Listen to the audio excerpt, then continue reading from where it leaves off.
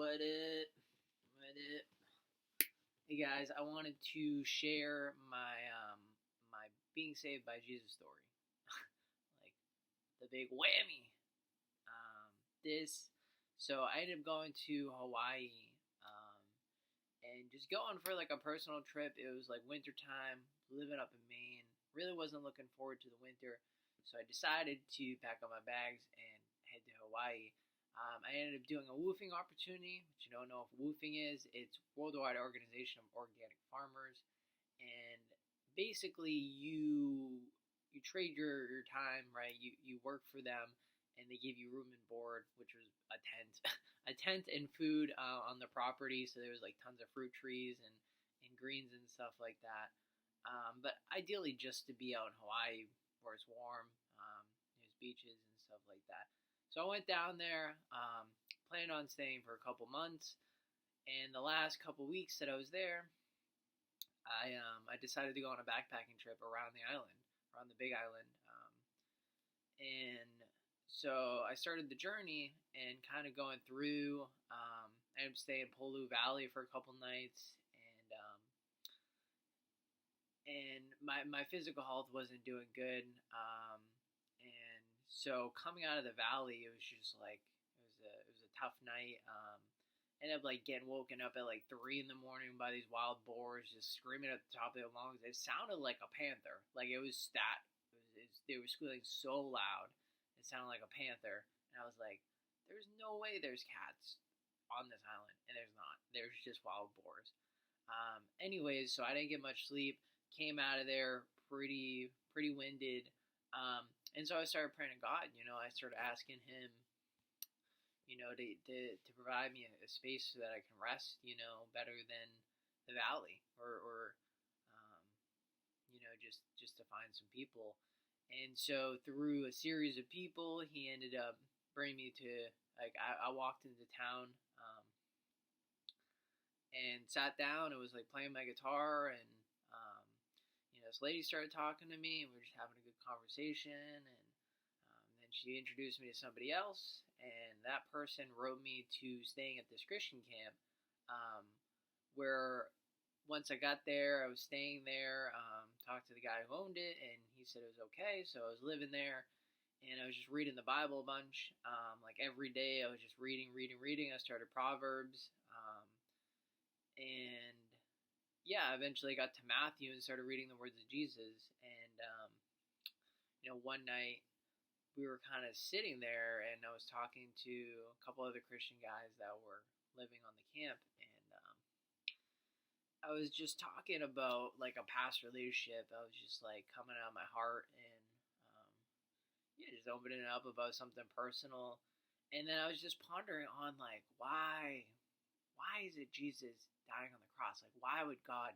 choose that story? Why, out of all the things that He could have chosen, why would it be Jesus on the cross? And one of the guys recited off the Romans 10:9 verse, which is, if you confess Jesus is Lord and believe that He was raised from the dead, you shall be saved. And when he said that, I saw Jesus on the cross, and then I felt the Holy Spirit shoot up through me, and everything that I was before, right, my ego and whatever I built up was just dropped. Like, all my sin was dropped, everything, and then I was just like a little child again.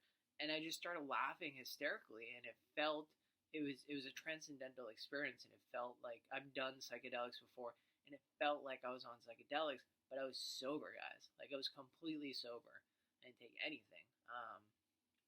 And I didn't take anything, months, years before that. Like, I'm 27 now, and I haven't dabbled with psychedelics in like, I don't know, couple times, but anyways, it was a while before that. And after that, like, like, they warned me, hey, you're gonna get a rebuttal from the enemy, right, the devil, and he's gonna come after you, because once you've been saved, you now become a target. You, like, Jesus, God has decided to save you and make you one of His elect, right, one of His people, and So now you're kind of on the hit list. Now Satan's like, oh, like gotta watch out for whoever it may be, Dylan, because he knows the truth now. He's woken up out of the matrix, out of the darkness of the world, and out of that realm. So it's like, um, yeah, that's kind of just a general, or just a brief introduction to my story being saved. And I definitely plan on making more content around my journey with Christ, and just to share, and maybe to get other, just open up conversation with other Christians, and see how their walk is going, because it's like iron sharpens iron, guys, and we definitely need each other. Like that's something that's talked about a lot in the church, is staying within a body, continuing to go to church, and people that I follow on YouTube and I respect, they talk about religious leaders kind of being religious devils, and I can jive with that, right? I can see that, but at the same time, if they're true followers of Christ, and you can feel that, and you can see that, then it's like, nobody's perfect, and I don't believe calling somebody a devil, right? Calling every person that goes against what you think is right, or that is imperfect, should be called the devil. I think